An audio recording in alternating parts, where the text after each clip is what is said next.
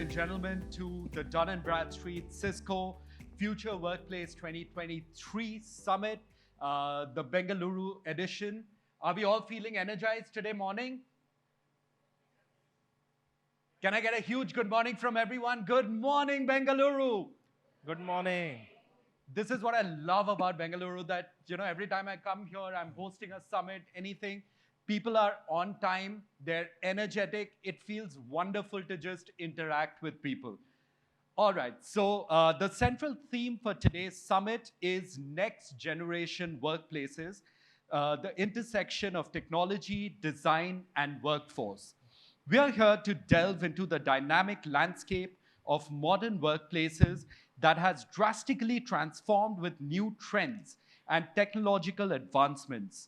The changing dynamics have also presented numerous challenges, including employee retention, health, safety, adapting to hybrid working, leadership development, and so on.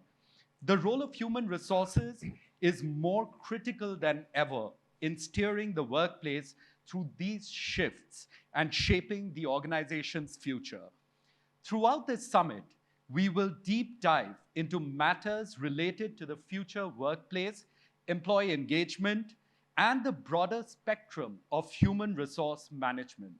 Some of the most respected names in the industry will share their knowledge as you all will gain real-time insights through our live polls that we have set up for this summit. You also have the opportunity to network and make meaningful connections and learn more about making your workplace and workforce more efficient.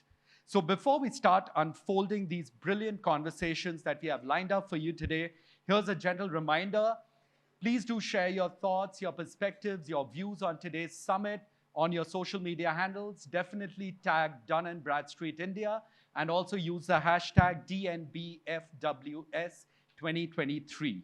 So ladies and gentlemen, while I'm honored to be a part of this incredible summit today, it wouldn't have been possible without the support of our summit partners. So can we have a huge round of applause for our title sponsor, Cisco Commerce India Private Limited. And our co-partners today, Zeofin Technology Private Limited, Jify, and Titan Company Limited. Thank you. Now, without further ado, let's start today's conversations. And to kickstart our summit, I would like to invite Mr. Vipul Oberoi, Director of Marketing, CSR, and Learning Solutions for Dun & Bradstreet India, to share his views. Can we have a huge round of applause for Mr. Oberoi? Thank you, everyone. Good morning. Great to see everyone here, in fact, and in a very unusual setting. This is kind of a stage which even we are not used to, but I think it also fits in with our whole philosophy. And when we are talking about a future workplace, that everyone has, you have those hybrid working environments, but everyone is now also closer together. And the whole focus now will be on the discussions which are happening here. Now, I'm not talking really about a post-pandemic era, because now we are in the post-pandemic era. The workplaces have changed a lot. What pandemic really changed was how we really foregone the distinction between workplace and your personal space. Now, it has changed how we live. It has changed how we interact with our families. It has changed how we work, what are our expectations from work, which also poses a different set of challenges for the people leaders. Now, with these new challenges, of course, we have now come together to understand how the workplace is changing, how the workforce is changing, and it is compelling also HR leaders how they can improve, one, their talent acquisition strategy, it can improve their employee engagement strategy, and how to retain the right talent. So in fact, why do we discuss all this is also because it makes very sound business sense. A study by Gallup has shown that organizations which have high employee engagement are typically 23% more profitable. Now that's a great number to also quote to your business teams to focus on their people management. Another statistic I can tell you is that a research has shown that with the right talent strategy, organizations can see 3.5% more growth. Now, if it is all making business sense, so it makes a lot of sense also to understand how these challenges, how these new trends can be exploited. Now, with a workplace today is a lot about fostering collaboration. It is about engagement. It is about inclusivity. And that is why our summit, the theme of this summit is that this is a workplace now, is an intersection of technology, design, and the workforce. How technology, and in fact, we have many eminent technology leaders here as well. In fact, our partner Cisco is also here. Jify is also here, which is into financial wellness. Now, with technology, a smarter workplace is emerging. With the right tools, with the right technologies, and I'm just talking an axiom, with the right tools and technologies, obviously, a workforce will be much more productive. But this also has some inherent challenges of course, data security, who shares the data. One research shows actually that 70% of data handled by by employees in an organization are by employees who don't have the need to handle such a data. So then there are asset management issues, there are data security issues when we have hybrid or a remote working environment. How do you manage the productivity there? And that is where the technology aspects come in. Second is on the design. In fact, a couple of months back, I was in a discussion with a lot of HR leaders, a lot of people, CFOs, and those who manage the facilities. And what we all agreed on was that the predictability factor has gone for a toss.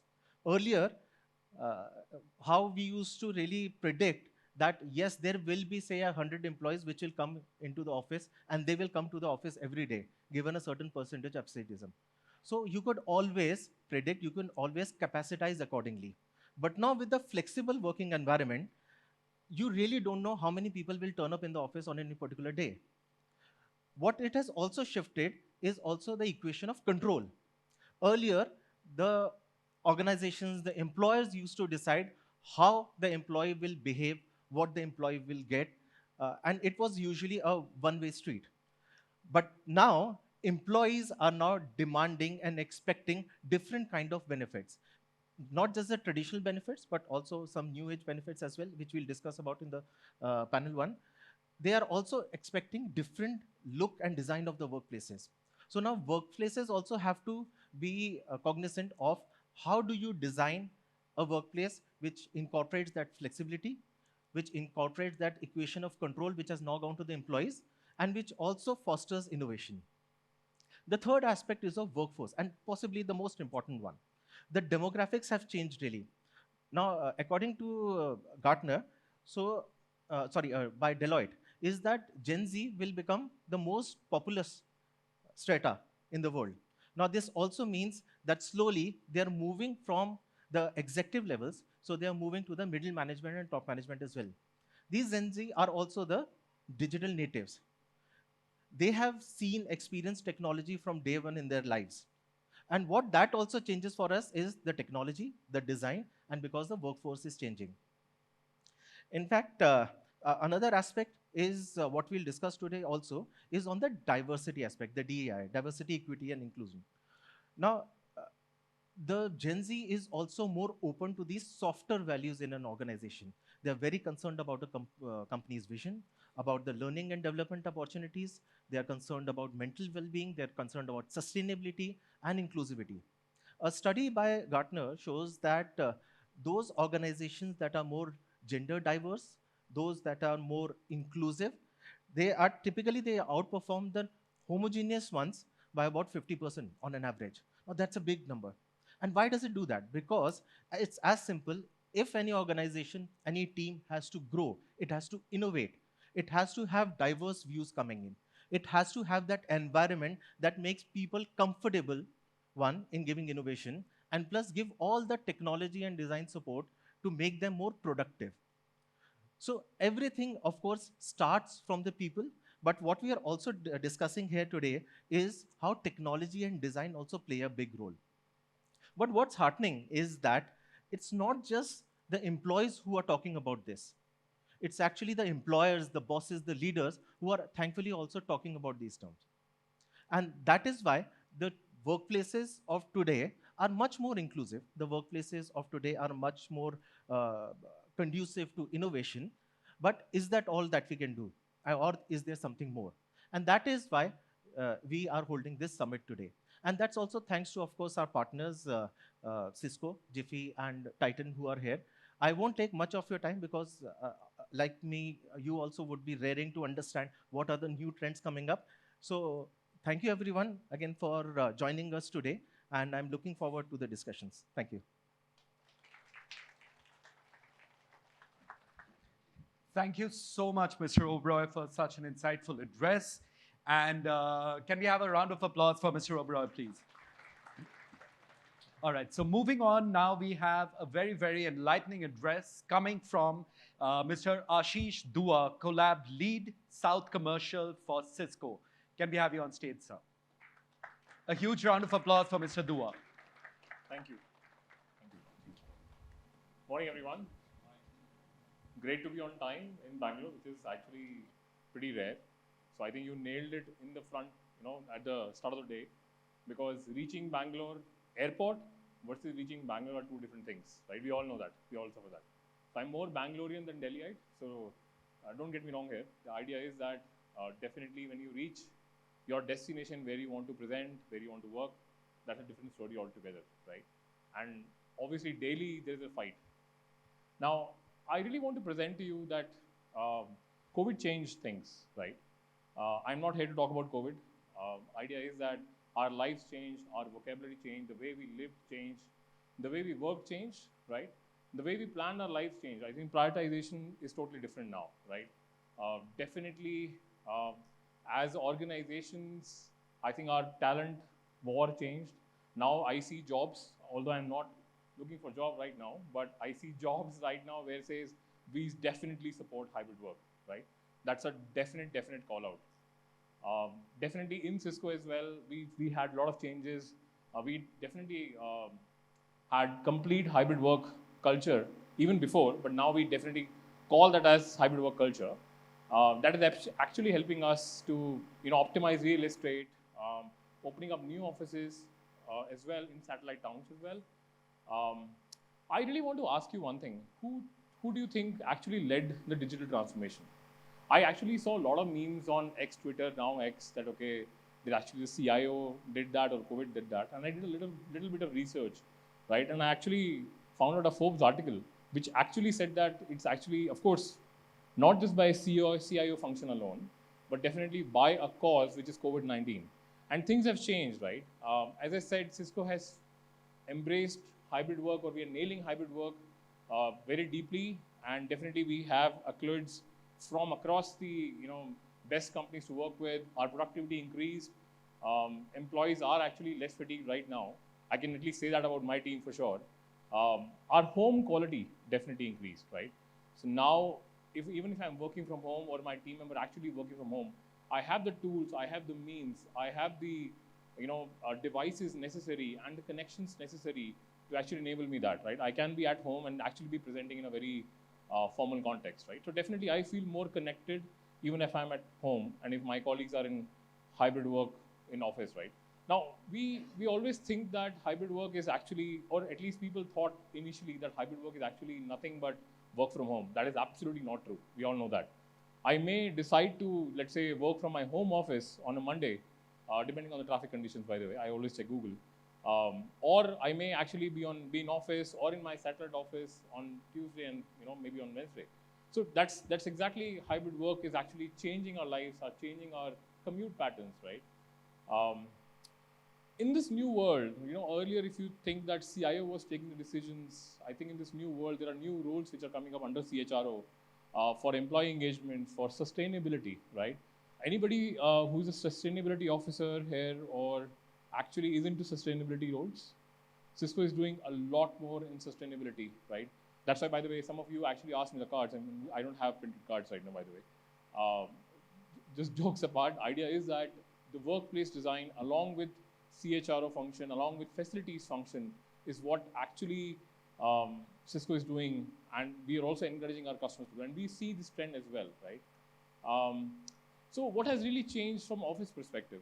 Now, if I call you, if somebody calls me in office just to do my emailing work or maybe just few chats, I think that's not really the purpose of office, right? It has to be purposeful.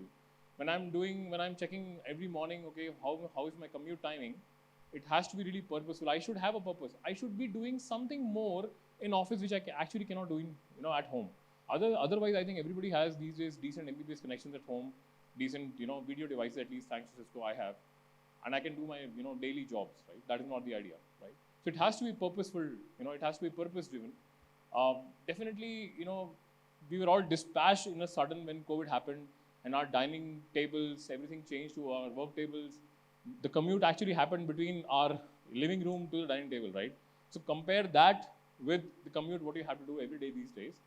So all I'm saying is, definitely there has to be greater purpose, and let's try to find that out, right? We don't want to be this guy who's standing and, thinking, why I'm in office, right? I don't find my colleagues which I work with, maybe, let's say if I work with my colleague and the colleague's actually in home, and I reach to office and say, hey, where are you? Say, no, I'm actually at home. Oh, you could have told me. I mean, I would have saved at least my 90 minutes of commute, right? So we don't want to be this guy. Now, key customer challenges, right? We all heard about hybrid work. I think industry is going gaga about hybrid work. But question is, how do you actually make hybrid work, right? How do you design those workspaces? How do you make people compel, in a positive sense, not mandate to office, right? That's the idea. And as I said, if you just compel people to be in office, I think your attrition rates will go high. You guys are the experts in that. But idea is that we want productive and happy colleagues. We want productive and happy employees, right? Only productive, I think scripts can do the jobs, right? Thanks to AI these days. That is not the idea. So in the next normal scenario, which we call these days, I think majority interactions are hybrid. That essentially means you may be in an office, your colleague may be at home, your boss may be at home, your customers may be in your satellite offices. This can be a combination of different, I would say different combinations across different weeks, right? And office also has to transform. When I say office has to transform, that essentially means gone are those days of 10 to 12 seating meeting rooms, fixed agendas, fixed seatings, boss's chair, subordinate's chair, all that is gone, right? You should actually have more equitable meeting rooms, right? People should just jump into the meeting room, do the task, come out. And technology has a role to play in finding those meeting rooms, creating those meeting rooms, and ensuring that those meeting rooms or open spaces, jump spaces are actually more accessible to the employees so that they feel that, okay, if today I'm in office, I should be able to meet my colleagues, I should be able to have fun, I should be able to discuss some of the losses. I'm in sales, by the way, right? So if you lose a deal, you also want to discuss that, right? Maybe in a more closed format, right? Otherwise, when we were at home, if you think back, what was missing? We were all having decent laptops, decent connections. What we were missing was those taps on the shoulder. Hey, come on, can we have a chat? Those chats are missing, right? Those water cooler chats are missing.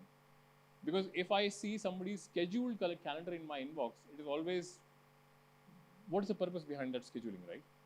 I mean, somebody can just come in and just tap on my shoulder, hey, Ashish, can we have a chat right now? I say, yes, depending on my schedule, what I'm doing right now. But that's more casual. That casual human connection was missing, right? So we just have to ensure that our technology is driving that into our offices these days, and definitely our tools along with that, right? Now, when I say how do you really make it work, right? So you have to design offices in such a way, your homes are extension of your offices. These are not work from home anywhere. These are your home offices, right? So your extension of office actually. So you should be really enabled even if your employees are working from home. They should really be enabled from a great video, tools what you are in sync with the office. Of course, privacy and security taken care in that. Imagining office spaces which are more conducive, right? Which are less hierarchical. I think nobody's from project spaces, but I see a lot of meetings where agile meetings are being scheduled for a month, right? And whenever you go to office, you say no meeting rooms are available, right? So your technology should be in a way where if it understands nobody's coming into the meeting room or nobody's coming into that meeting space, release a room. So 20 minutes for a 1 hour meeting, nobody's there, release a room, right? So idea is to have more equitable meeting spaces, more equitable workspaces, right? That's the idea. All I'm trying to do is definitely make it easier for people, make it easier for employees to actually find those rooms, find those workspaces. Today, if I really want to sit with somebody that I may have worked with in a first half, I should be able to find that person. Okay, are they sitting in building 1 or building 10, right?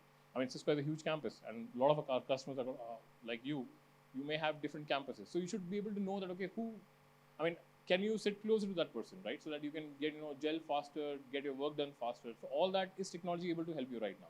Find a space to work. It's very difficult these days. But with our solutions, with our platform, all this is actually possible right now. I'm not talking something which is on roadmap. I'm talking something which is available right now, right? That includes even a hybrid meeting. So you're actually making a meeting at home. You're commuting. While commuting, you do that. You come to office. You seamlessly transfer all that meeting agenda onto the meeting rooms. All that is definitely possible. So as I said, it is more of an extension. Now, I want to actually show you AI. I mean, we all hear AI, generative AI, large language models. I know you guys from HRs, but I'm sure you already know that there is a full buzz about AI right now, right? I really want to showcase to you in a very small sense what exactly we are trying to do with our platforms on AI, right? Now, what happens when we are into a meeting like this and you actually, let's say you get a Amazon delivery at home, right? You actually, of course, have to go and get that, right? Idea is that, or something, some off call, right? Now, definitely the system can actually show you that you're actually not there, right? That's the idea. That essentially means that you were not present for that moment. And once you come back, you can actually catch up to the context given in the meeting, or was your name referred, or was your function referred. So you actually catch up onto that meeting, right? So all that is definitely there. I mean, this is just a showcase what we are doing right now, which is available right now these days.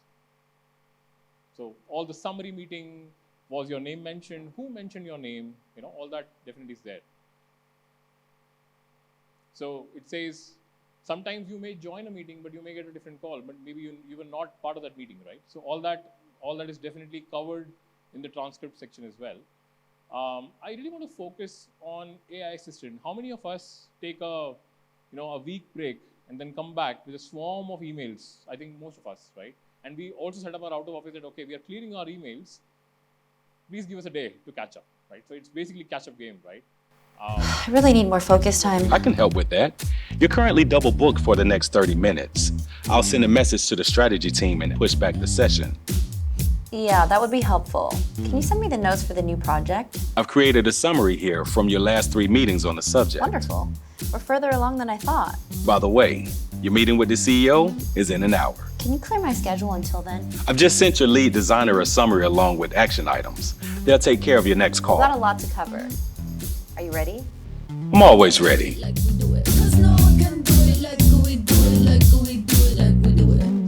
Technology is that sound, that advanced, that it can actually solve all these issues. Then definitely the friction is removed out of the workplace. You can catch up to your work faster. Your emails, chats faster these days. And as I said, the office has to be a magnet. It cannot be a mandate. You put mandate, it may run for maybe for some time, but definitely you will have more attrition, more issues with employee, more frictions across, and that is a bigger problem to solve, by the way, right? Let's see how at Cisco we are making office as a magnet. The office? Oh, I'm good right here. I'm all about the office. This is my workspace. We want our workforce to be productive and happy in every workspace. It's been years since I've been on site. How am I supposed to navigate the new setup? Have they even updated those old meeting rooms? Hey, WebEx, start my meeting. Everyone gets their own perfect workspace and they can interact the way they'd like to. What kind of workspace would I even get? That was easy. There's so many distractions at home. I can only focus here. Can you hear me okay? Yeah, I can only hear you. If I were remote, I may not be seen or heard. Oh, hey, maybe not. You just don't get tools like this at home. Sure you do. When you're on the go, moving a meeting is difficult. Wow, I didn't know you could do that. They're getting the support they need, and we know our IP is secure. Are you on camera? Who are you talking to? It's all right here in real time. Our entire workforce. User, app, and device management. We even set them up with teleworker gateways that have VPN, Wi-Fi, and cellular failover if the internet goes down. Ooh, virtual concierge. Nice touch. We've created intelligent, flexible, and secure workspaces so our awesome teams can do their very best work.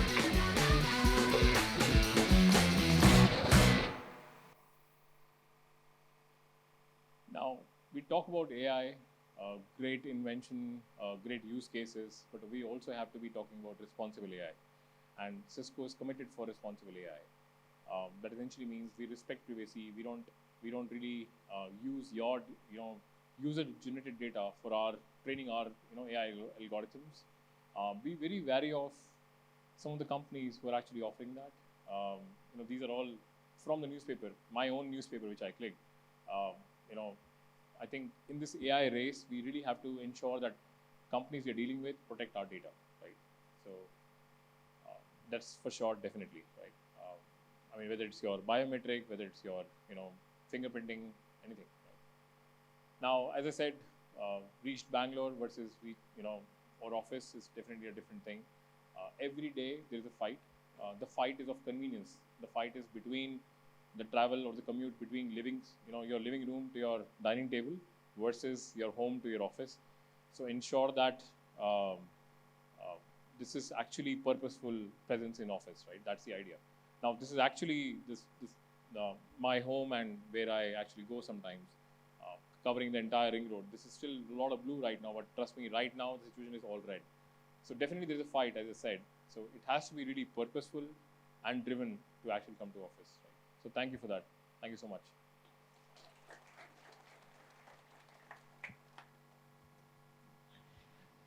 Thank you so much, Mr. Dua. Can we have a huge round of applause for such a wonderful, wonderful speech?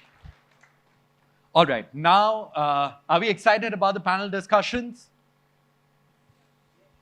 Yes, can I get a huge yes from everyone? All right, perfect. That's what I love.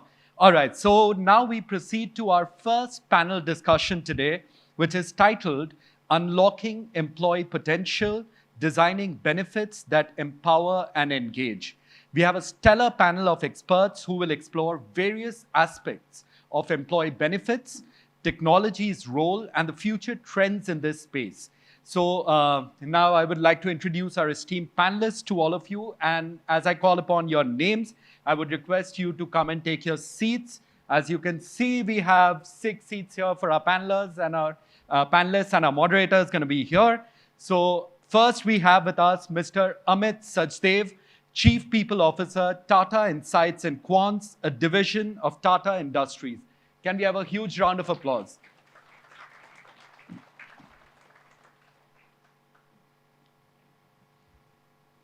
Next, we have with us Mr. Satish Rajarathnam, Senior Vice President and Global Head of Talent Transformation at Mphasis.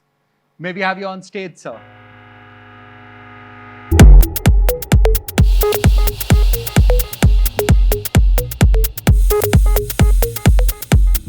All right. Next, we have with us Mr. Ranil Kumar, Chief Human Resources Officer for Photon. Can we have you on stage, sir? A big round of applause. Anyway. All right. Next up, we have Ms. Sukanya Gopinath, Lead Diversity, Equity and Inclusion for Tata Titan.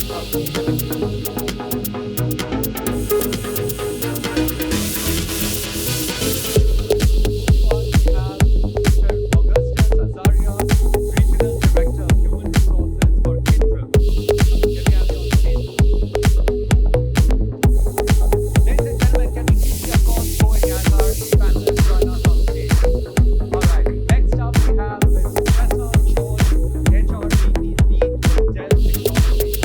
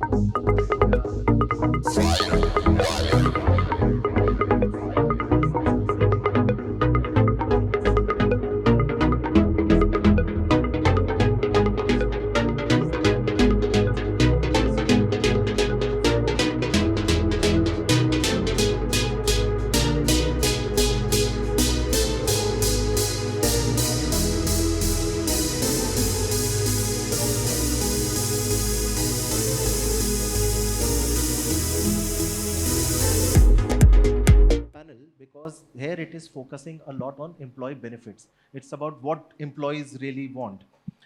In our MBA days, we used to read about Herzberg's theory of motivation. It's a hygiene motivation theory. So Herzberg, at that point of time, now we can see very innocently had laid out there are certain factors which are hygiene factors, in the absence of which people will definitely leave their jobs. And then there are motivation factors. If they are not present, people won't leave their job, but definitely they will get very motivated if these are present. Now, cut to 2023, and you would realize that the lot of factors, hygiene factors, which Herzberg had mentioned, or the motivation factors are actually very basic. These are something which employees not just expect, hope, wish for, but they actually demand. In my address earlier, I was also mentioning about the equation of control. And what I personally feel is that the control is moving away slowly from the employer to the employee. So it's more about, and I think that's also related to because the skill sets now which are required are much different from what Herzberg, what were there in Herzberg's time. It was a more industrial economy at that point of time. Services economy wasn't there, and IT services weren't there. AI, it was something which probably Arthur Clarke would have just mentioned in his stories. It was far away. But now, because the workplace has changed so much, it's much more dynamic. It's also very important to really understand what employee benefits really click with the workforce. And that is what the whole purpose of our panel is. And for a start, in fact, let me start with Tressa. And Tressa is from Dell. And Tressa, what do you think as a context to the audience in the past 5 years or so, and we can pick up pre and post pandemic as well, how have employee benefits changed for you? So employee benefits, as you know it, right? When I joined Dell in 2017, so the basic benefits that were there were things like your insurance, your term life insurance, your medical benefit, a little bit of EAP, retirement benefits, and some stuff around what's there around your flexible benefit plan. So that's the kind of benefits that we had, right? And now when I look back, when you fast forward now, things are so much more different, right? And I'd maybe like to give you an example by maybe using a persona, right? Yeah. So let's assume there is Meera, right? Meera is a close to 30-year-old woman. She's married with children, right? So, and she stays with her mother. Her mother stays with her.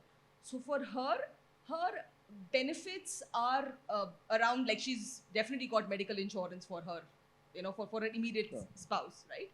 And family. But she also has medical insurance for her mother, right? So that's an additional thing which you wouldn't see a few years ago.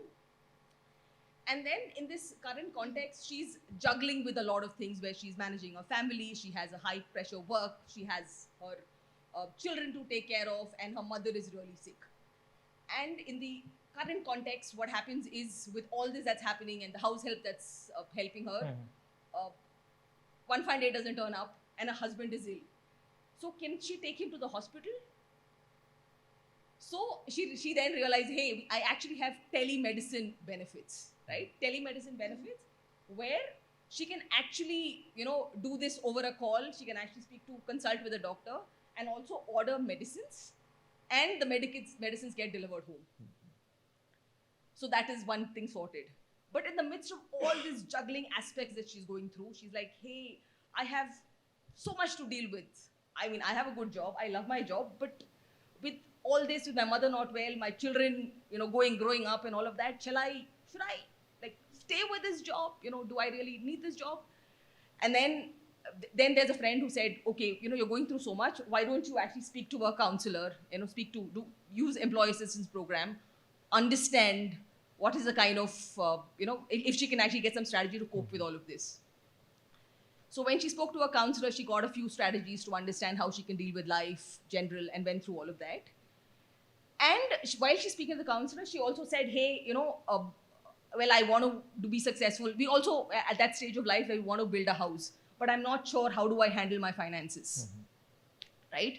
So the counselor said, hey, I'm not a specialist here, but financial wellness is an important aspect there. You can actually go and consult with one of our financial things, and you can actually talk about, how can you build your finances and have your financial goal building your house, right? So why I'm giving you this persona is essentially that in the current context, when we are talking employee benefits, we are looking at the whole aspect of the employee.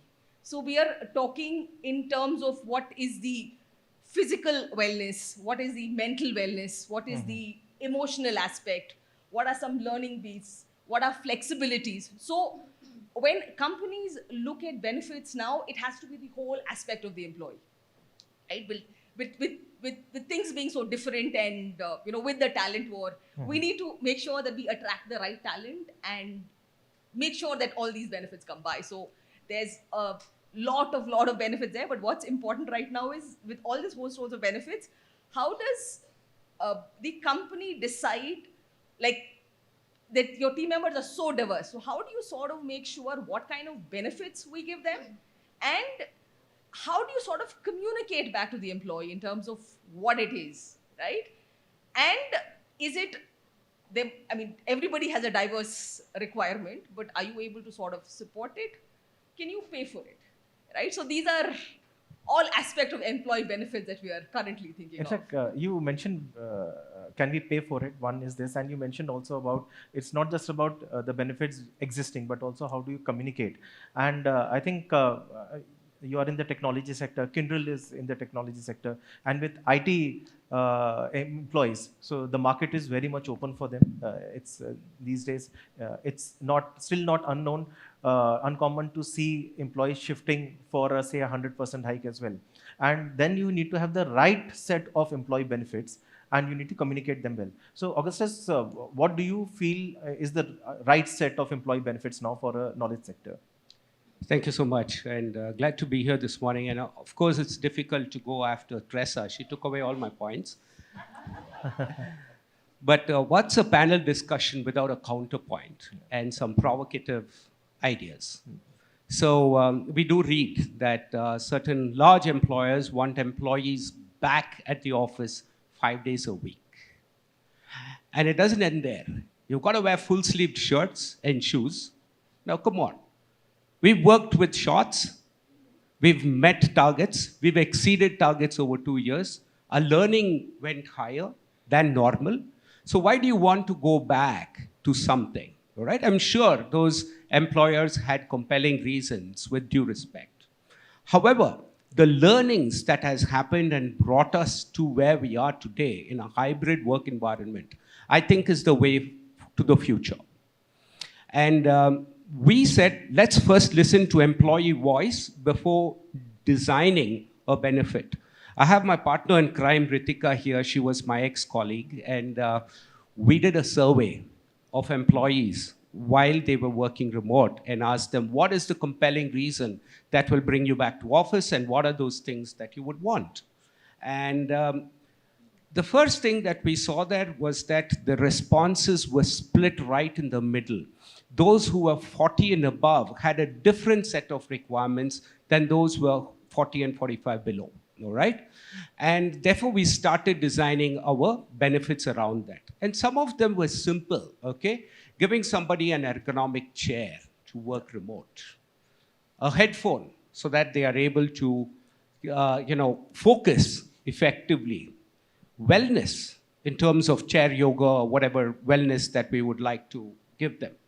And then make the office an experience, of course, all right? And believe me, we started with two things, car parking and cafeteria. Because a lot of seats were off, and therefore there was not enough car parking, so employees started cribbing about coming to office, and we said, okay, we go and increase that. The food in the cafeteria wasn't catering to people who are going to stay there for 8 hours, which means that they were stocked only with snacks. So we had to provide better food, hot food. And some of our employees, or large part of them who were required to be in office, were these early campus hires, early professional hires, first experience for them in an office. And we said, okay, managers had to be there. And for these early professional hires, their need, again, was to have a good square meal. Okay, this might sound pretty fundamental, but these were the draws, all right? And that continues to happen in offices. Apart from it, like Tressa said, insurance, the cover, and also looking at gender, okay, whether it is same-sex couples or whatever, or intersectionality, and what are their needs, all right? So we made sure that all of them aren't being covered, but we heard. And we heard their voice through a survey. And today, I would say that we are also providing them a digital experience, okay? Now, out of sight is out of mind. So as a manager, if that person is not in front of me, I don't have enough and more recollection about that person's potential. So we embarked on a project, an IT project called Powering Human Progress. And what this aimed to do was to get employees that digital learning experience. Apart from that, all their skills and competencies were made visible. What we said is your talent is now discoverable for everybody in the organization. So whenever a new project came, your skills were discoverable wherever you are. And that, to another extent, helped with engagement. Thank you. Thank you, Augustus. And you have, of course, harped a lot on providing these benefits, ultimately to, one, get people to office and providing them with an environment which enhances their productivity. And Daniel, we have been talking about how to enhance efficiency of employees, of this productivity. Organizations, I think, by and large, have moved away from a theory X of just giving a stick to employees to and force them to increase their productivity, and we are moving on to getting into more data analytics to help them enhance their efficiency and productivity. So what are your thoughts on those? What is common between what Teresa said and what Augustus said was that a common theme that is there is how do you really hyper-personalize benefits? Because everybody at different lifestyles and different stages of life have different needs. So if you want to know what to hyper-personalize, you should know to get data from those employees. That's the only way to design your benefits. So for us, it's been an interesting journey. We built a tool called Deep, and I'll talk about Deep in a minute. But the whole journey has been how do you hyper-personalize employee engagement and benefits according to that. How do you crowdsource stuff? I don't want to be told by a provider, this is what I have. I want to be told by the employees what they need. And how do I make it a pattern across the organization, which largely fits to the large set of different sets of needs within the organization. Right? So what we did was we basically built a tool which was predominantly meant to digitize engagement. What do I mean by digitize engagement? Everybody joins HR, and I go to an MBA campus and ask the guy, why you want to be in HR? They say, I'm good to people, like to talk to people, I'm here for that. But invariably it doesn't happen at work. And that's where it begins and ends. So we want to put that back to practice. And so let's say we would like to kind of, one, measure how many employees are being spoken to by a HR person. And two, I would like to get data from that and design my processes, my benefits, and make it more a hyper-personal environment for the individual. The biggest hurdle in digitizing environment, digitizing any kind of discussion, is the person who's doing the discussion. Nobody has got the wherewithal or the discipline to do it really well. So what we did was build a tool called Deep, which predominantly what it did was it could digitize an engagement in 90 seconds. So I'm talking to you, Vipul, let's say for half an hour, and I could digitize our engagement discussion in 90 seconds. That's a golden rule. Things change completely. So now I have a daily stand-up meeting for many, many years. And what I do is I look at different teams and see how many employees are being spoken to by which all people, which all teams. They have a task. They're supposed to speak to 3 people every single day. That's 15 a week, right?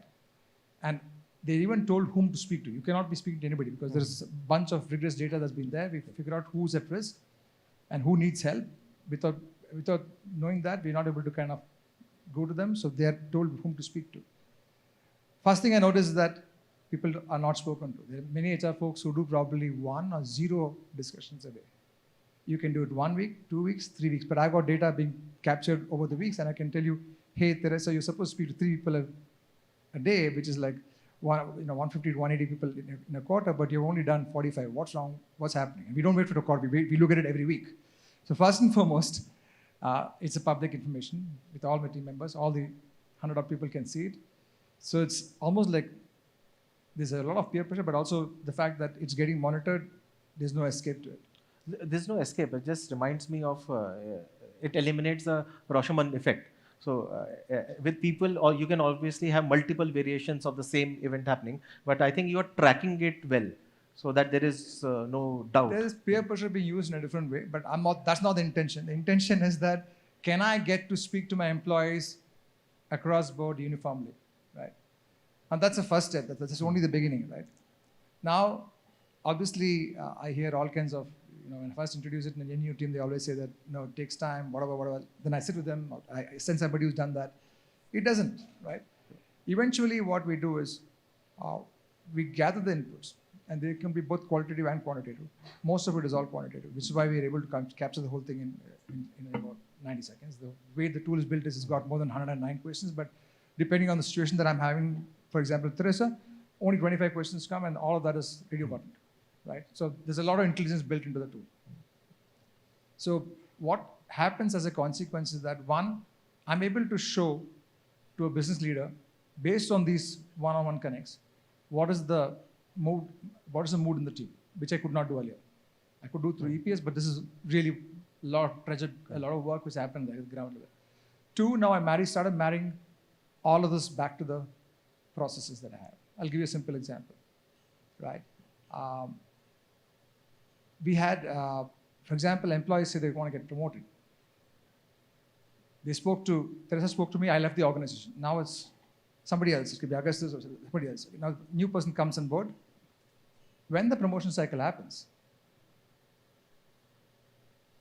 the central team is looking at the promotion data and say, hey, Teresa, you're supposed to have got yourself certified. You're not got certified. That's the first level of personalization. You got back to it, first of all. It never happens. Second, she does, I forgot about it. Let me do it. So she does her certifications, gets through. And now we say, okay, tell the manager, hey manager, Teresa wants to get promoted. She's done certifications, do you still want to reconsider her nomination? Manager says no, which I respect. So it's flagged back for a discussion, so that there's a discussion back with Teresa, so that's completing the loop. And that's the level of hyper-personalization. One thing that came out, talking about benefits, we had an issue with women reintegrating back to work after maternity leave. And there was no measure whatsoever, right? And we got this from people we spoke. We found that it took anywhere but 8 to 9 months, especially if the manager was not there in the system. Manager in the system, he took care. But almost 50 to 60% cases, manager were not there in the system. And they took almost 8 to 9 months to kind of get settled down. Now the question is, how do you change that? So we had a program which was established based on this feedback, and eventually we brought it down to an average of like 3 to 4 months. But it's a lot of work that happens. So in effect, I think what really happens is that how do you kind of understand employee needs at a very granular level, find patterns, and really hyper-personalize it. In fact, Amit, do you want to add something on this? In fact, Ranil has explained a lot about digital delivery of those benefits, digitally capture all those feedback. And you being part of a Tata company which is into data analytics, I'm sure you as a chief people officer would not be able to escape with from capturing that data yourself. I think it would come very organically to you. Thank you for putting me on the spot as well. And thanks for being here. Very light setup. And some of our colleagues whom I know, hi again.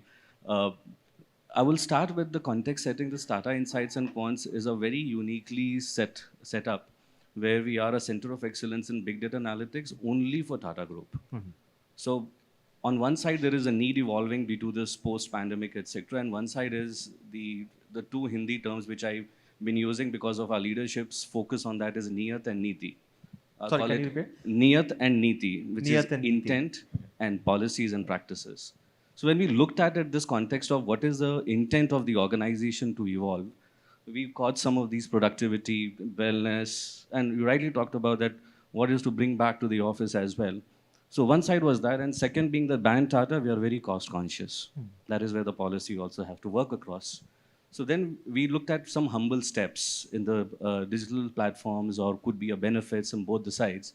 So we started with the humble one. So I'll give you quick data across along with the answers, what we tried doing humble steps. When the pandemic happened, everybody went back to home. Okay, mostly because we are a big data analytics, the generation average, if I take CEO and -1, including me, so our average age is 28. So everybody gone back home because they were in PGs, flats, etc. All of a sudden, we could see our so-called famous policy, I'm sure every organization has called as mobile reimbursement. Okay, a very touchy subject where no employee wants to leave it. But in pandemic, how are they going to submit the documents? One. So we could see the utilization percentage from 70% came down to 13%. Those who were in Bangalore managed out with the finance and got it done. So we took at what is the same lens near the Niti. So we took a step back, had a conversation, what do we do with it? One side of the data says is, which is the, anybody finance here, sorry. There's a low utilization, we can get away with this. Okay, and there was a people side of it, and that is where the brand Tata comes in here. We says, why not we put it into an allowance as a shift into the policy? Because the intent is to anyway provide, they've gone back home. And why not to pass the benefits? So we created our own internal surveys, etc., and we got it into the slab. And believe me, at the high inside the benefits, which is we got, finance team was the first one to jump in and said, we got reduced with many benefits. No more audits, no more audit callouts, and no more trust issues whether this bill is fake or genuine. So that is one side of this benefit. Second thing which we talked about is we are a core engineering organization. So first thing which also started looking up into our leave policy, because you are working from home, leaves are utilized less.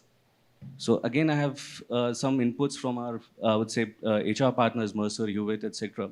Talked about that a lot of leave policies are getting cut downwards, average, no names in the industry. Coming back, so what we did is we rather increased our leaves. Not only we increased our leaves, we moved in from almost around 30% higher, and with some aspects like we said we will not have any more so-called quota to carry forward. Whichever is unused, typically by law is earned leave, carry forward as is, which is, we saw that this is a best practice available within the Tata group, including Titan as well and Tata Steels. So we looked at that, and then we saw the merit and we extended that. Knowing that engineering community has got one new EQ in them is celebrating milestones in their home. Parents' birthday, spouse birthday, etc. So we could see pre-pandemic a lot of leave is coming in as a flexi leave. You can take as many, but ground reality, manager, अरे अभी मत लो यार delivery है अगले हफ्ते ले लेना. Birthday will not come next month or next week. So we said there is a defined, written down leave policies for father's birthday, mother's birthday, as well as spouse's birthday, and it's been communicated to their families. So we see the utilization has gone up, so the EQ level has, EQ, the emotional side of their well-being has gone up on that. And last but not the least, the outcome which we talk, again, a little touchy. We got 2 such queries when the benefits got rolled out. Is one of the subject came in and says, one of my parent is not living, can I still avail it? And no brainer, there was no conditions apply. You can still do in the memories of your absent parent across in life. You can still contribute and dedicate that day. The second use case came in as that I have a non-biological parent. So can I use this leave for that? Again, non-conditional. So that's a learning which we got. It was much, I would say, intense for us to take back as a feedback. Fast forward, let me come down to the digital side of it. We have one unique, as I was talking about, we are uniquely set it up, is that we have opportunity to leverage one Tata power. So 2 years back, we saw the Tata's IPL has been I would say blanket sponsor with a product called Tata Neo. So if I look at that, Neo is a super app, which is all the Tata products available. And there was another flagship program called Tata's for employee benefits is Shop, which is for self, share with your families and friends, and bring smile. So Shop, share, smile. So this got integrated at a group level. So we were in the pilot phase because we were also contributing in the analytics of that. And we leveraged extensively. If I open up my laptop and, my mobile right now, which is I'm using, how many of you are using Tata Neo app, by the way? I'm sorry, I'm promoting, thank you. So if you look at that, after this networking, I have almost 80,000+ savings just in employee benefits, because when I log in with my email ID, so I get an employee benefit window. So we hop on too much on Titan, because whenever there are birthdays, etc., people hop on Tanishq, Titan, Titan I, etc. on that. So that has given us the power of the digital platform, where we can not only shop around within the Tata brands and non-Tata brands, and that is the power of One Tata. So Tata IQ, from April, we have started a very simple theme or a motto: be Tata, buy Tata, and promote Tata. And I'm glad that we are doing this session in Taj. Thank you. All for you. Thanks, Amit. You really touched upon two very right terms. I'm repeating that on Niyat and Niti, that if you have the right intent, you can obviously make the right policies. You will make the right policies. And that's something which would have benefit all employees. And when we are talking about personalization, I think one of the most important aspects where personalization is required is actually financial matters. And Anusha, on financial well-being of employees, it's again a very sensitive subject, but it's something which I think it's often ignored by employees themselves. But you collaborate with corporates to help employees manage their finances better. So how have you seen that kind of thing being picked up by corporates? Yeah, absolutely. Thank you. It's a pleasure to be here with these esteemed panelists. So just, a quick 1-minute background about what my company does. So we basically partner with corporates to provide a financial wellness app to their employees. Through this app, employees can essentially get access to their wages as they earn it. They get access to our benefit and rewards card. And of course, we help them to learn how to save and invest their money better. But rather than talking about this, I want to talk about why or where this whole problem statement started from and what was it that we were trying to solve for.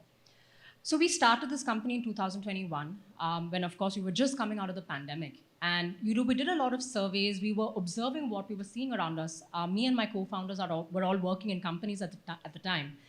And what we saw was that a large part of our workforce today do live paycheck to paycheck. Oftentimes, for small sums of money, typically they end up going out, borrowing from community lenders, instant loan applications, all of which charge, exorbitant rates, right? When we ask them a simple question, why would you not turn to your employer? You've been working there in an organization, sometimes for years, decades even. Why would you not turn to your employer for financial help in a time that you need it, right? And the results of the survey show that more than 85% of employees actually didn't feel comfortable resorting to the employer only because they felt there could be repercussions. They weren't sure how frequently they would have to keep going back and asking for financial assistance. And thirdly, there is a whole process around it. It's not something that might happen overnight. It could take a week. It could take 3 weeks. There's unsurety about the timelines in place, right? What we realized was that there is a gap in the market, right?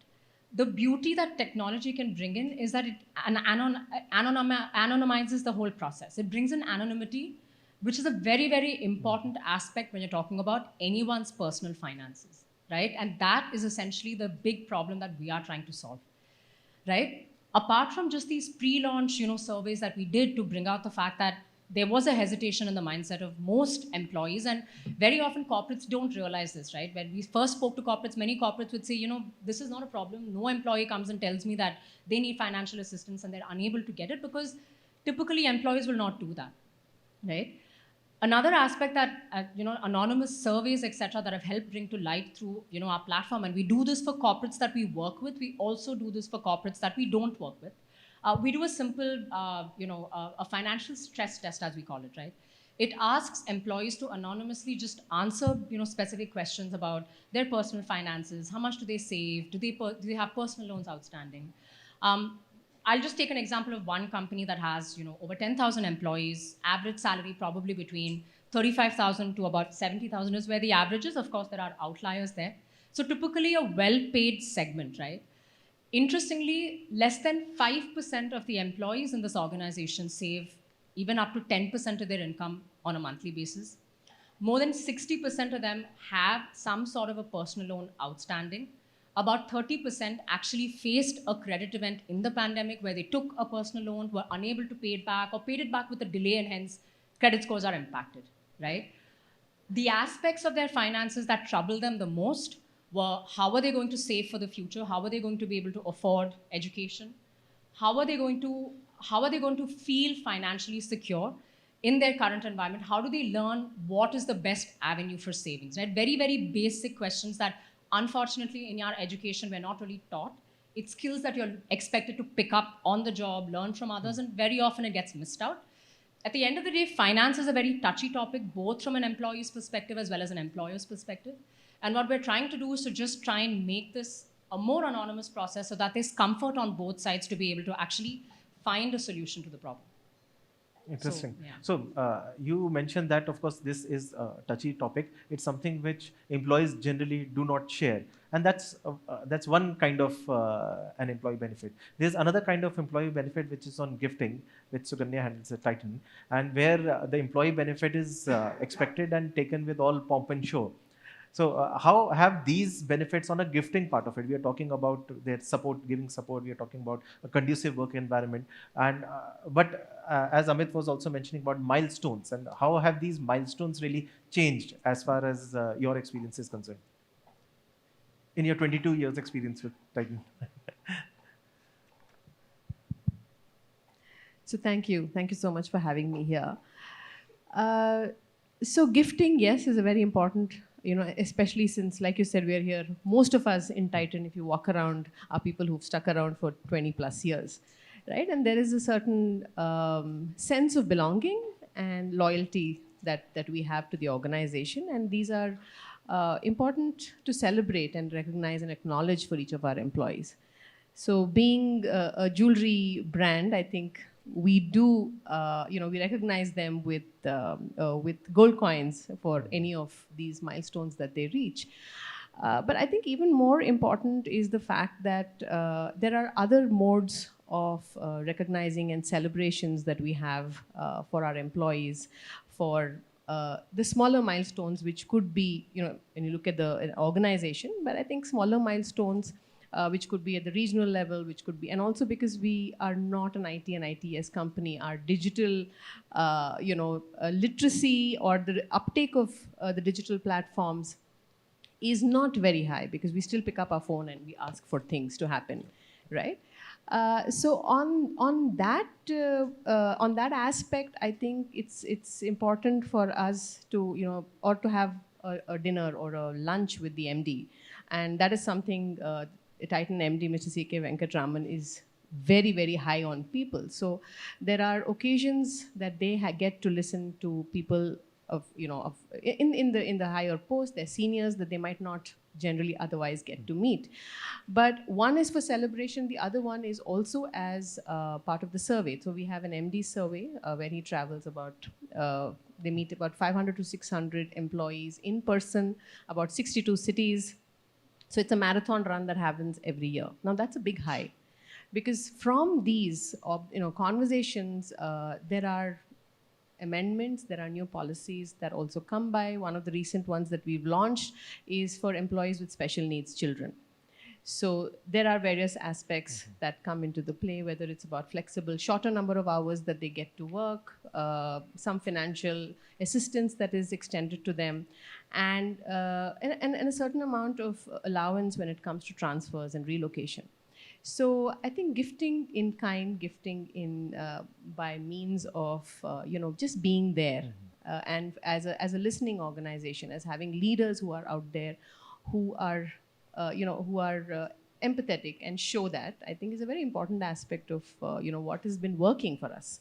And obviously, it's also another huge, I think huge shoes to fill in for the next set of leaders, yes. Because everybody can access our leadership, right? So people coming in who are not new lateral hires who are coming into the organization, who might not be used to this, find it a little overwhelming when you need to have access. So I think the access to leadership, the access to be able to voice what you need and what you can say, I think is a very important aspect. So I think what you're touching upon, I'm using the word touch again, because what you're talking about is personal touch. And we are seeing an interesting spectrum of tech versus touch. On one way, it's totally digital, on one way is totally human touch there, and various kind of employee benefits from various sectors. I will share a very interesting poll results with you. So over the past couple of months, Bradstreet ran a survey, a public survey, where employees across all sectors, across all levels, gave feedback on responses on certain questions. There was a whole list of questions, but we have picked a couple of those which are very specific to employee benefits. Now the question, and I think I'll pose this to the whole panel also, was among these employee benefits listed below, which are the top 2 benefits that employees value for themselves? So it's flexible work arrangement, health and wellness benefits, career development opportunities, performance-linked remuneration, bonus, compensation packages, workspace and infrastructure, facilitation of new age technologies, and supporting financial well-being. So, Anusha, if I can start from you, which are the top 2 benefits that you feel employees value? Again, it's not your employer's perspective, it's totally what you feel the employees think. Yeah, so I would definitely say flexible work arrangement seems to be the running theme right now, where there's a bit of a tussle between what corporates want and employees expect. From all the conversations we had, I do believe supporting financial well-being is a very important aspect that employees don't typically talk about, but in my opinion, that would be one of the 2 as well. Sure. Augustus? Yeah. Yeah, I would go with the flexible work arrangement. That's where the need is, and definitely the financial well-being. But apart from that, employees want to have experiences. Gifting, you said you're giving something, but people want experiences. Gift them a scuba diving experience. Gift them something on rock climbing, guitar classes, and things like that, so there is more involvement, engagement. And to add to it, the future today in Industry 5.0 is to have a human-centric model where people are the core of our business. And I think your programs and policies should typically follow that, not just from a benefit standpoint, but from a culture standpoint, where you go and say, look, you go and say that people are my largest asset in your annual report, page 18, in 10-point. Go and put it on the cover page in 18-point or 24-point bold and say people are my largest asset. You walk the talk. Thank you. Daniel, any thoughts? I would agree with what Anusha said. There's a real tussle happening between corporate and employees. I represent an organization which is a 5-day working organization for the last 6 months, probably among the early adopters. And it's never too easy, right? And there are people, there's women, people who come back to work, who need certain amount of flexibility. So I think flexible work arrangement is a top, I would think so, because it's really getting to be a flashpoint. It's reached a stage, in my view, that the corporates have relegated what was not there 5 years back. Yeah. They've gone back. They used to have, for example, used to have 1 day a week work from home. After a lot of debate happened in 17, 18 when I was working with Pro. Today, some of them have also been remote, right? So they've gone, the pendulum has swung from one end to the other end. So if I look at an employee point of view, flexible work arrangement is like. In fact, I must tell the audience that the panelists didn't know what the poll results were. They just happened to concur. So, can I just add 1 point, 30 seconds? So flexible work is not just about working 3 days or, 4 days a week. It's about respecting gig workers. Get them a gig work experience, then you're able to holistically involve their skills and give them a better engagement. Some of you may not agree with me with the kind of dual employment and moonlighting that's happening, but gig work is here to stay. And when employees express their intent to go and do a gig, I think organizations should formulate policies to help that. Thanks. Sure. From the audience, what are your thoughts? Anyone wants to take a guess on the top 2 benefits?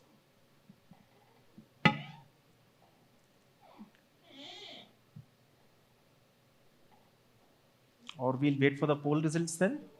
Yeah, please. Yeah, yes. Great, great.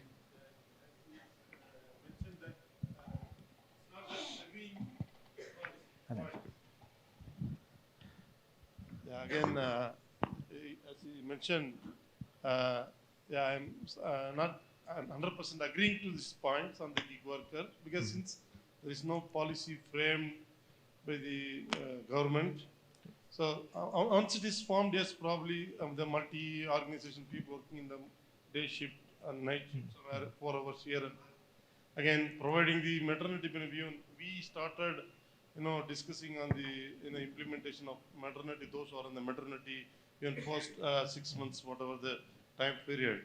So we are wanted to look at providing them the option of working only for 4 hours a day. Then if they want to focus on the children and other things, right? Instead of taking the entire job out of job or taking additional absence of, right? So they can look at having the 4 hours kind of things, and somebody wanted to work in a night shift or somebody wanted to move from night shift to day shift to take care of the family. That and all it works, but the gig working alone, yes, there is still the government has to give the permission to do that. Definitely. So in such term, yes, it will be we can discuss and debate, but again, dual employment, many organizations will have a lot of challenges, and like PF, you can't have a double employment contribution to that provident fund. You're absolutely so right, there sir. are multiple things in that. So, in fact, you mentioned, yes, the government does not have the policies yet. But as Augustus also mentioned, it's a reality. And when it's a reality, the trends are changing. I'm sure government will also come up with the right policy making. And probably we'll send this to the government as well. So this is a survey which we are doing. And all of you we are preparing a report on it after taking all the feedback, etc. And we will also share this report with you, all of you who are here. And the survey results are,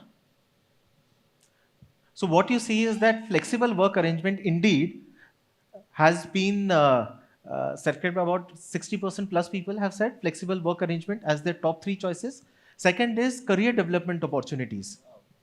So that is something which people really, upskilling is something which people really look forward to. And if you see in the top 5, we have competitive compensation packages. I think that will never go out of fashion. But health and wellness benefits and supporting financial well-being, rightly so, are the top 5 things which people look for. And what we are seeing is employee benefits. People are expecting something, and on flexible work arrangement, first of all, I would say it's not really about everybody has to be a gig worker or everybody has to work from home, but it's all about personalization, which Ranil and Amit were also talking about. What do I want? Give me flexibility on that. And in fact, sir also mentioned about maternity benefits. You had also mentioned about, Augustus, about providing the right kind of benefits to a very diverse workforce. So there's another question that we had posed to all employees, an interesting one, which I'll pose to the panelists as well. So we asked people which are the 3 most impactful factors in making the future workplace more inclusive and empowering. So these were the options. One was on cultural inclusivity, then equal opportunities for the abled and specially abled, benefits to unorthodox caregivers. Amit, you were mentioning about these as well, benefits to unorthodox caregivers. Then parental and childcare support leaves, 40 or 4-day work week, these kind of benefits on that time. Health insurance, which also covers the LGBTQIA plus community, and mental health benefits. So the panelists, what do you think are the major ones for a diverse workforce? Anyone for Amit? I'll go with the second one, equal opportunity for able and specially able at workplace. That's transforming big time, and that's the future. I think the first one, see, when you say culture, I think it brings in a lot of many different aspects. It could be about abilities, it could be about, the LGBTQ plus, any of those. So I think cultural inclusivity, I think the way we detail it out or the way we talk about it might really bring that out, yeah. Ranil? Yeah, I would agree. Cultural inclusivity becomes encompassing everything else down there, right? So to that extent, it really is very important for every organization and also for the employees who are there. Tressa? I would say inclusivity. I mean, not just cultural, but like she said, all aspect of inclusivity, and I think that's a big one. That's it. So the idea is not to say that the top 3 would be the ones which you should implement and the rest can be ignored. Each of these actually add to, and we are talking about every employee. So it's not really about the employee workforce being one big monolith that you decide one policy for each, especially when it comes to inclusivity.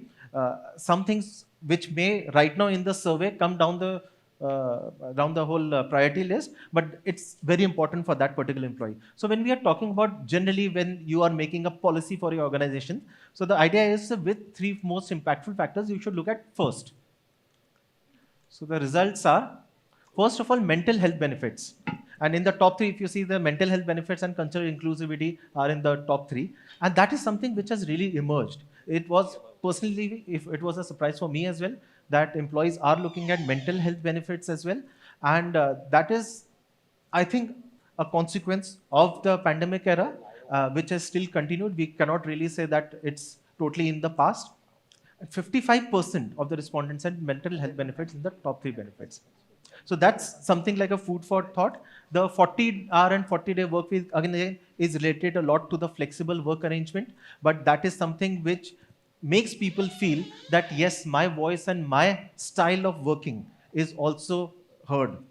And the third is on cultural inclusivity, which I think is very important for, while any nation, but in India in particular, the kind of different cultural milieu that we have, I think that is very, very important there. I'm please. just curious Yes, about one yes, thing. please, I yes. mean, who are all the people who have taken the survey? From which sectors? These were across sectors. So while this does not present a sector-wide thing, but it is across BFSI, manufacturing, and IT, ITS. It is across. Yeah. Across levels as well. In fact, most, if you see, are not are in the 25 to 35, 36 age group. So these are the ones who are in fact the ones that form usually the largest part of your workforce. These are usually the ones which are the young leaders of an organization. And I think how they think is very important, because that will shape the future of the organization when they get into a more policy-making role. I'm actually quite concerned over the second one, right? Because that really means that the GDP of the country will go down. And if you have youngsters who want to work 4 days a week, I can understand somebody is 45 plus, whatever that is. But youngsters wanting to work 4 days a week, look at which country has done that. Germany's done that. France has done that. And look really what's happened with that sector, right? Yeah. I'm super concerned about that as an employer, as a citizen of the country. It's probably the generation the privileged generation that is now there, right? The youngsters who probably are a little more privileged, entitled, That's the than problem. a generation before that. Yeah. The only reason I wanted to, if I can spend a couple of seconds on this, is when you said flexible working was also something that was put out to manufacturing and retail sectors. Yes. I would be a little curious to know how, because we're struggling with that, right? So when we're saying flexibility, it also comes with a cost. You either have bench strength or you build in, and retail works really, really tight when it comes to our revenues. So yeah, that's a big struggle, which is why I think, I was just mentioning to them that we really don't have a work from anywhere, because corporate and offices, we are a very small percentage, considering our base, which is largely in retail. So what IT and anybody who works on systems, it's possible. But if you're out there having to, meet customers and sell your wares like that, flexibility comes at a certain investment. Let me not call it cost, right? But that'll be an interesting thing. Or employees should be ready to take a cut, right? Because there are certain things you will not be able to do in certain roles. So I'm just curious about that.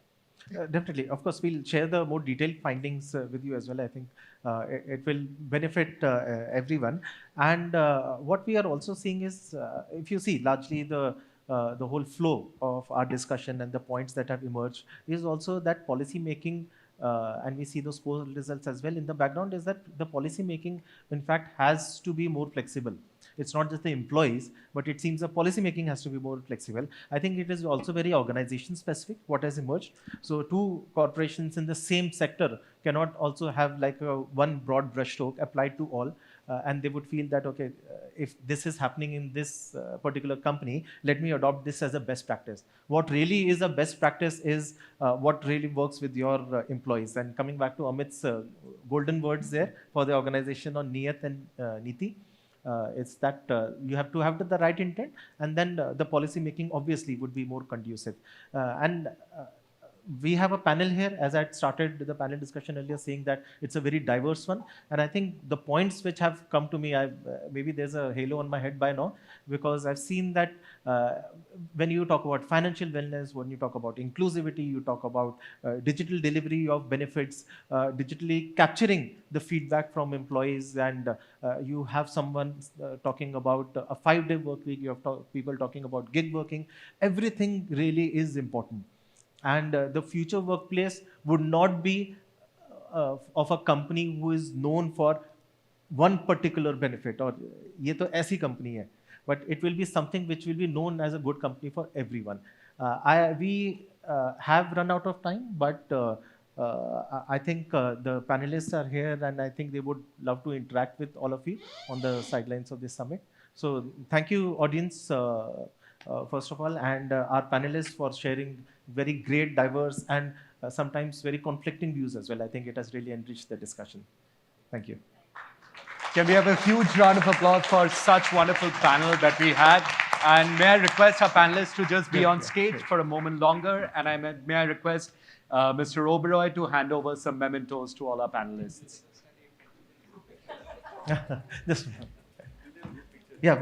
All right. So while the mementos are being given, may I request everyone to do a small task for us? Can I get a yes from everyone? Will everyone do this? All right. So if you check at the back of your badges, there are 2 QR codes. And I would request you all to scan the QR code at the bottom. So at Dun & Bradstreet India, we want to understand your organization's learning and development requirements. So it would be really helpful to us if you can just fill up this very, very short survey that is there in the second QR code on your badge at the bottom.